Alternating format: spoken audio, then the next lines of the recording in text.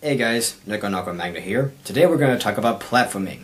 In my older Sonic reviews, some of you may remember me ranting about how there isn't enough platforming in Sonic games. There needs to be more platforming in the daytime stages and whatnot, and the more I look back at videos like that, the less they reflect my opinions, and the more irrelevant they're becoming. I still retain that core belief that a good, balanced Sonic game needs a consistent blend of speed, platforming, and exploration mixed together. But a lot of my beliefs surrounding that have changed, and it's not such a simple thing for me anymore. It's not like the same application for everything. Here's a good example. Sonic Colors. When that game was first released, I ate it up. I just loved it, because it was the complete opposite of Sonic Unleashed, of the daytime stages, and it gave me lots of something that I was just kind of starved for at the time. Platforming. But looking back at it now, it just wasn't that great. It's still a good game, and I do still like it a lot, but I admit it is very, very flawed. It's very unbalanced. There isn't that much exploration, and there isn't that much speed, and when there is, it's just for a short, quick burst down a claustrophobic track, which is exactly what I hate. But while there is a lot of platforming, it's not the most inspired platforming. It's what people call generic block platforming, in that it's just a bunch of the same blocks copied and pasted all over the place a bunch of times.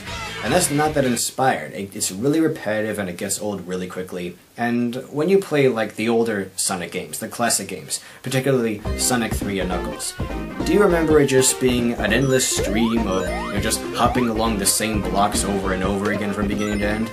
No, it was nothing like that. The terrain was shaped in a way that just the tracks themselves were kind of like an obstacle you had to traverse.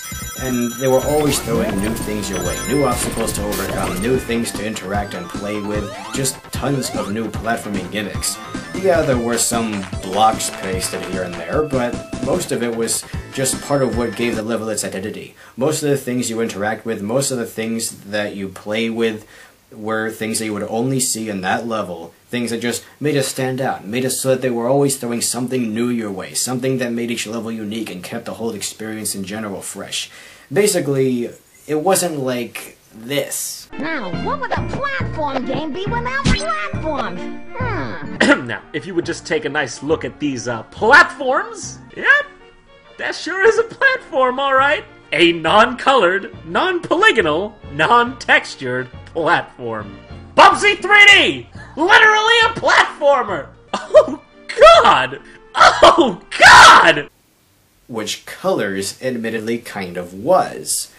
But that's not what Sonic Exodus is going to be like. Yes, there is going to be a lot of platforming, but it's not going to be mysterious floating block platforming. In fact, if things go as planned, you're not going to see a single one of those anywhere.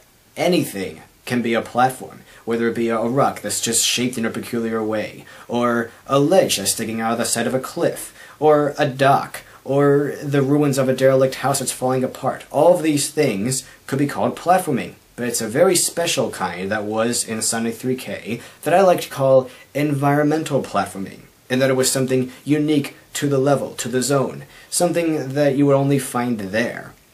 And that's what we're going to try to just inject a lot of into this island. We want this island to have its own identity. We want it to be remembered as its own specific thing. And to say true that, we're going to incorporate as little of the generic platforming tropes as we can. We're going to constantly throw new things your way. We're going to throw things that you will only see in this game if we can help it. And we just want it to be something organic, something alive and interesting.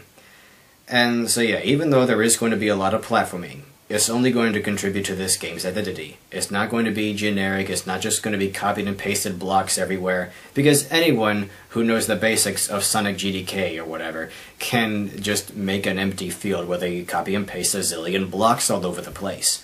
But that's not what we're going to do. And we just hope that when this is ready to be played, that people enjoy it.